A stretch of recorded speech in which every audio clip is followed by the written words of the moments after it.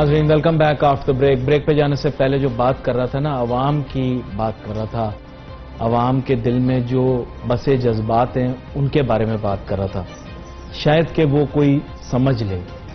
اگلے دن بھی میں نے دیکھا، مجھے شہرت کا شوق نہیں، یقین کریں، میرا مقصد صرف اور صرف یہ ہے کہ میں یہ پیغام ارباب اقتدار تک پہنچاؤں کہ یقین کریں جو عوام کے مسائل ہیں نا، بڑے سنگین اور سنجیدہ نوعیت کے، اور جو میں ہمیشہ ایک جسے کہتے ہیں کہ بہت ہی کنسیلیریٹی اپروچ اڈاپٹ کرتا ہوں، بہت ہی نرم مزاجی سے میں کام لیتے ہوئے گزارشات کرتا ہوں کہ اگر آپ سن لیں، اگر اتر جائے تیرے دل میں یہ میری بات، تو میں بہت خوش ہوں گا، سیٹسفائی ہوں گا، کیونکہ بات یہ ہے کہ اگر آپ معاشی مسائل کو حل نہیں کریں گے تو میں آپ کو بتاؤں اسٹریٹ کرائم بڑھے گا۔ آج دوبارہ سے وہی حالات پیدا ہوتے چلے جا رہے ہیں۔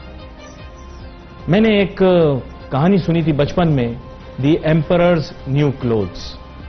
میں چاہوں گا پی ایم ہاؤس کے پریس سیکریٹری بھی وہ کتاب پڑھ لیں، اور میں گزارش کروں گا کہ کامرس کے سیکریٹری بھی وہ کتاب پڑھیں، کیونکہ آپ دیکھ تو رہے ہوں گے پروگرام۔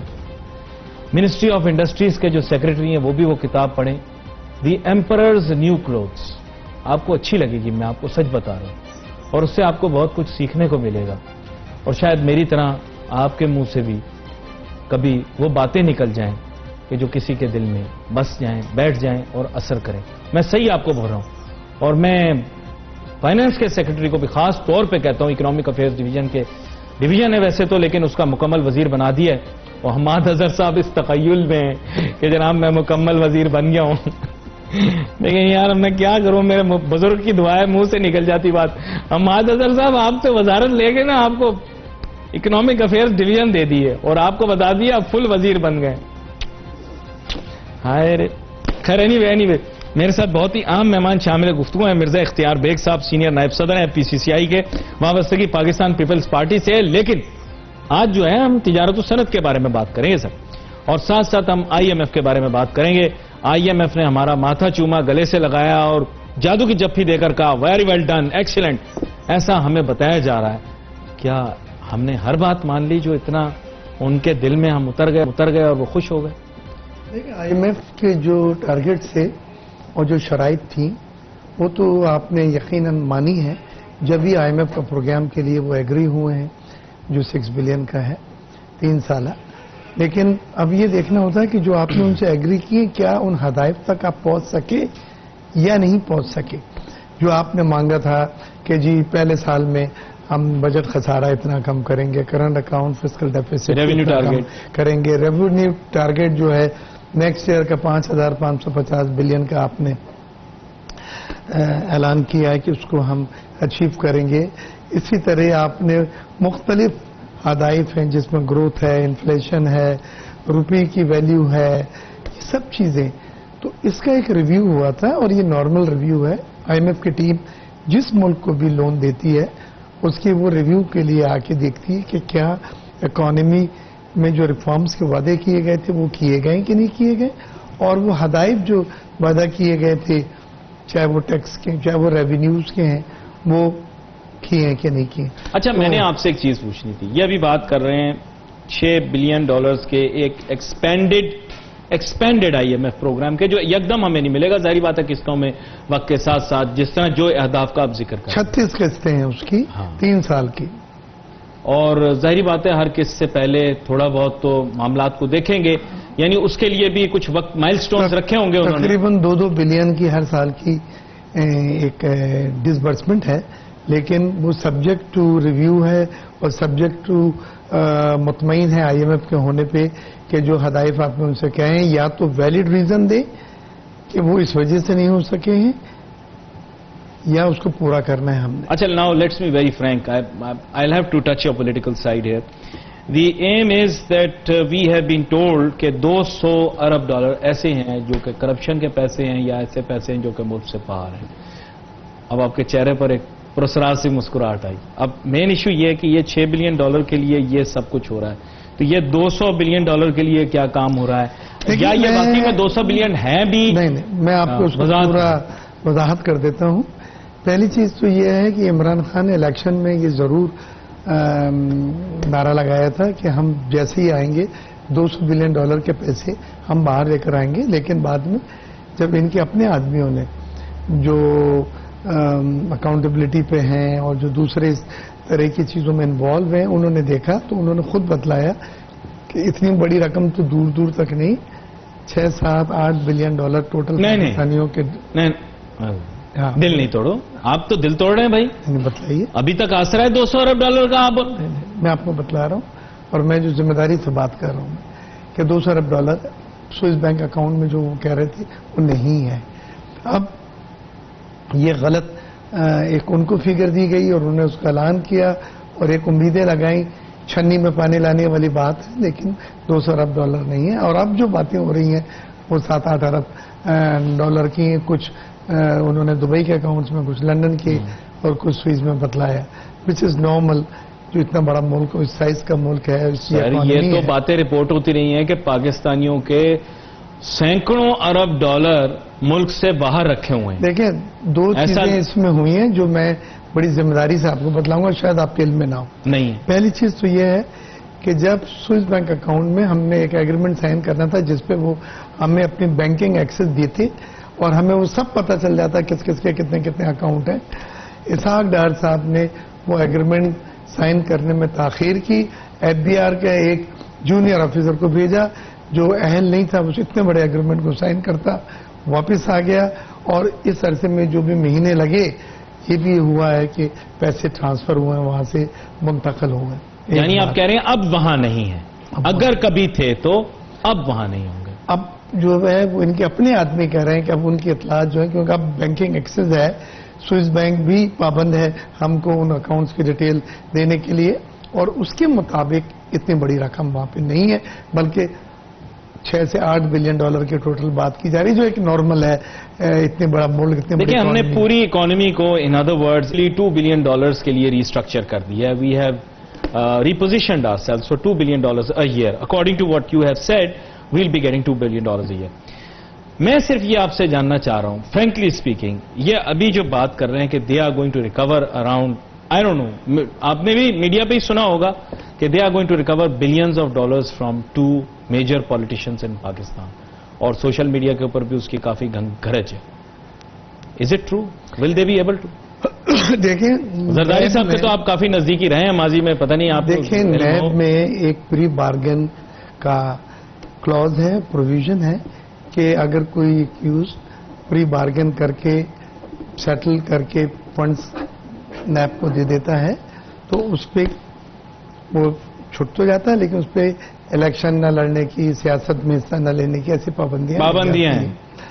तो अभी तक कोई ऐसी चीज सामने नहीं आई है। रूमर्स हैं नवाज शरीफ के बारे में भी और आसिफ जरदारी साहब के बारे में भी कि वो प्री बार्गेन में हिस्सा लेना चाह रहे हैं। नहीं, मैंने कोई ऐसी कॉन्क्रीट न्यूज नहीं सुनी, लेकिन प्री बार्गेन का एक प्रोविजन है नैब लॉज में, और नैब वाले चाहते भी यही हैं क्योंकि उनका मकसद होता है पैसों को वसूल करना। उन्होंने एक बहुत बड़ी खफी रकम अब तक प्री बार्गेन में वसूल करी हुई है।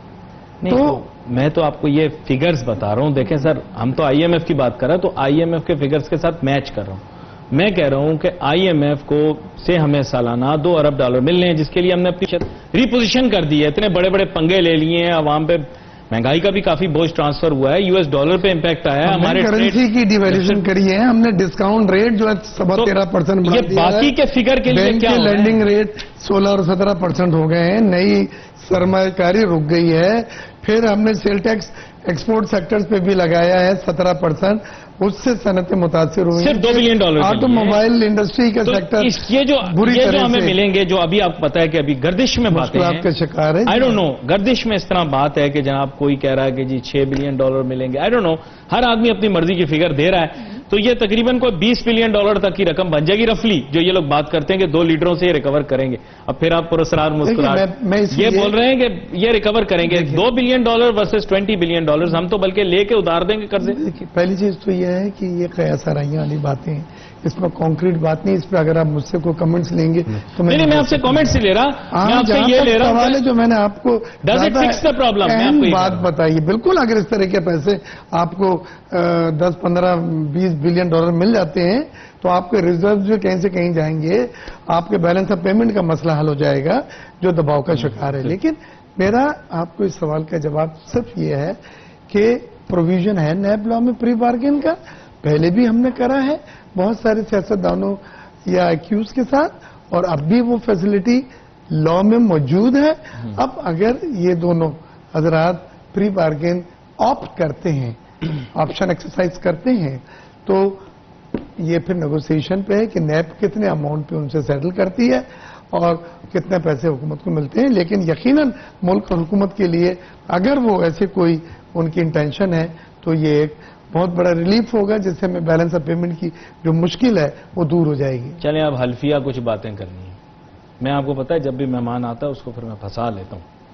पाकिस्तान की मईशत की सूरत हाल क्या है, रियलिटी चाहिए मुझे। बहुत बुरी हालत है, और मैं federation of Pakistan chamber of commerce के सीनियर नायब सदर, और भी मैं पिछले पूरे हफ्ते पूरे पाकिस्तान से बिजनेस लीडर्स आए थे कराची में इसी इशू पे बात करने।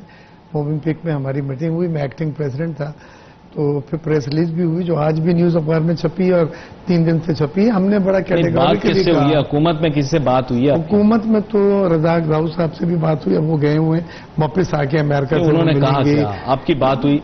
बात हमें की आपने है, हम बिल्कुल लेटर भी लिखा है, मैंने आपको खुद साइन कर ठीक है।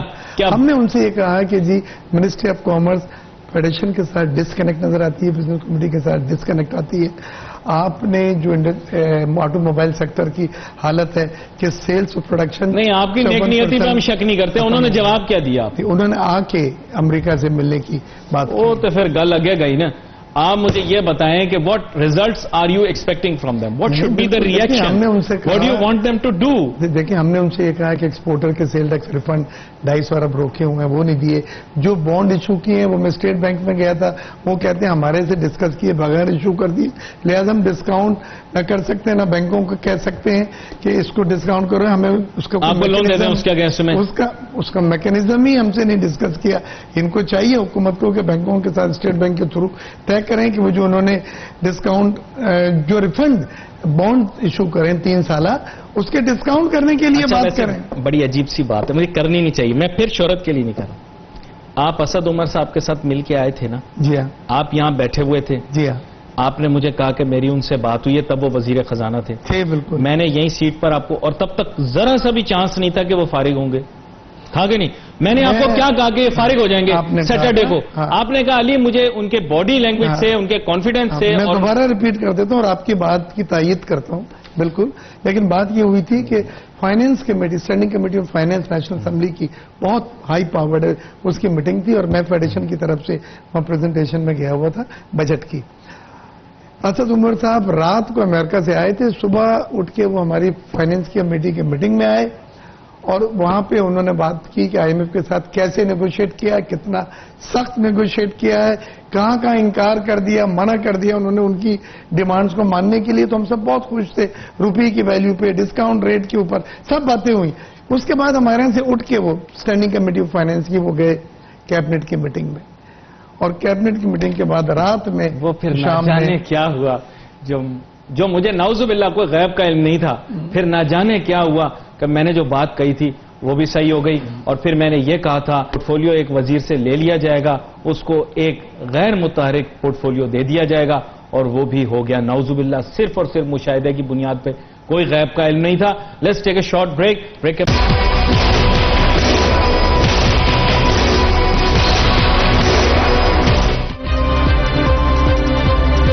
नाज़रीन welcome back after the break.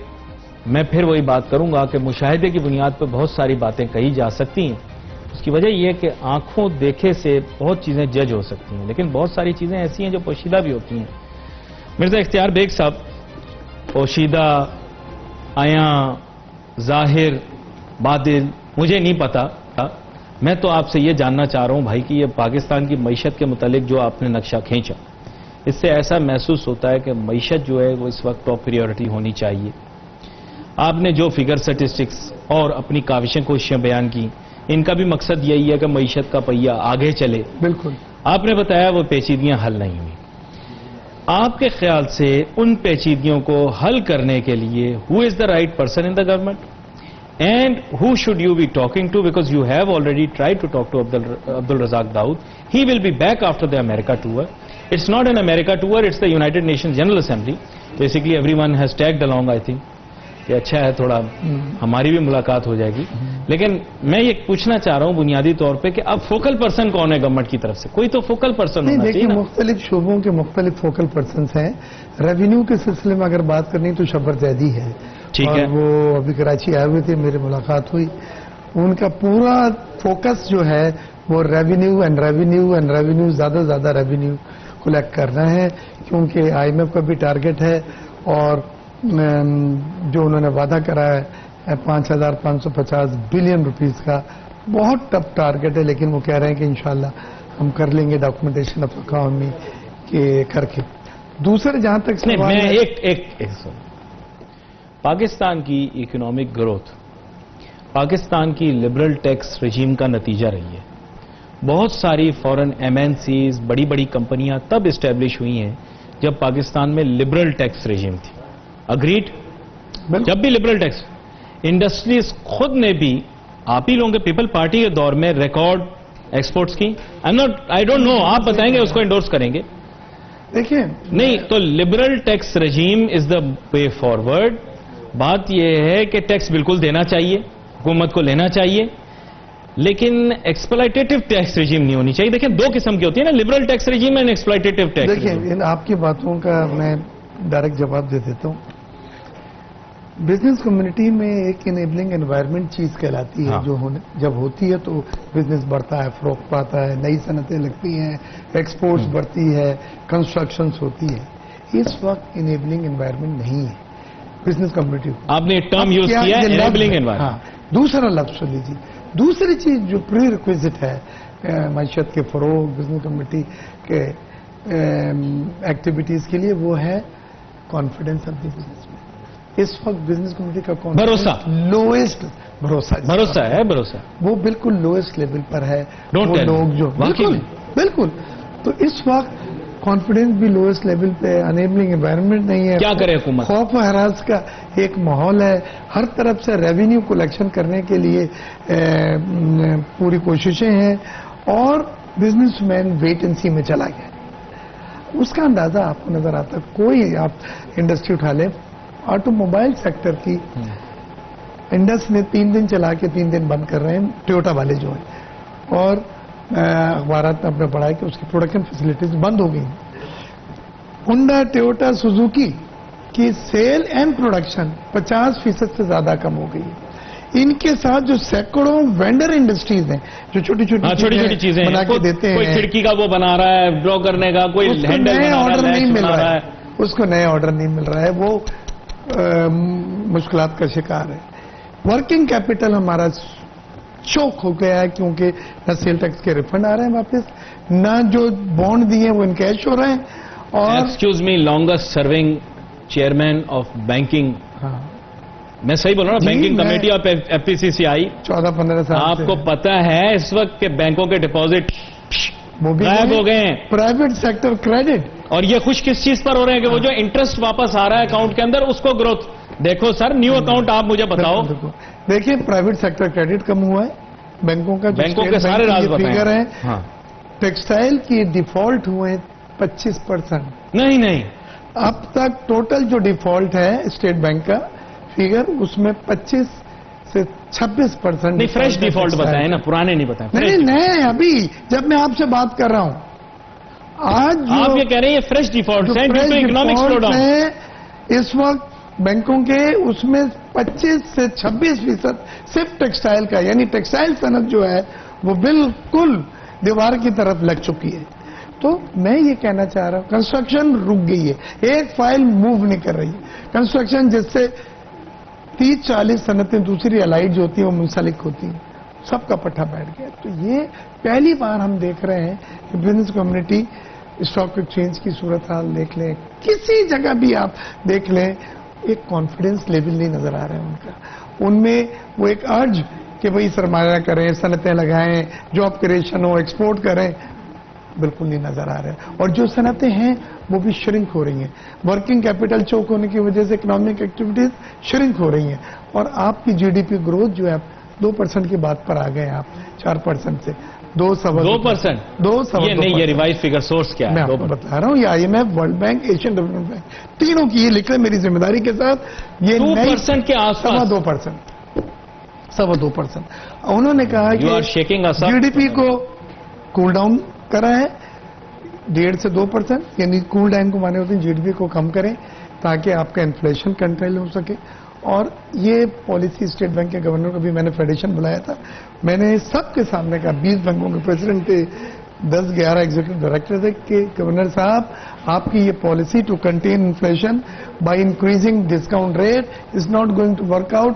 Monetary policy سے انفلیشن اس طرح سے کنٹین نہیں ہوگا, بلکہ لینڈنگ ریٹ بڑھ جانے کی وجہ سے صنعت کاری نہیں بڑھایا نا, پھر اس دفعہ انچینج چھوڑ دیا. نہیں, بٹ آپ ریڈکشن چاہ رہے تھے, وہ نہیں ہوگا. 25 سے 50 بیسس پوائنٹ ٹیکسٹ بک کے خلاف ہے, وہ نہیں ہوگا.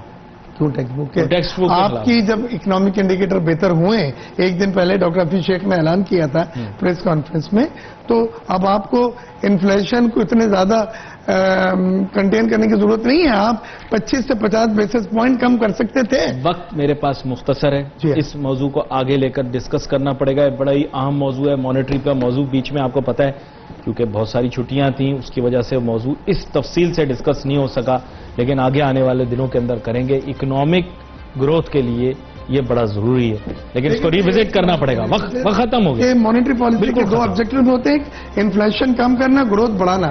دونوں فیل ہو گئے, نہ انفلیشن کم ہوا ہے اور نہ گروتھ بڑھی ہے.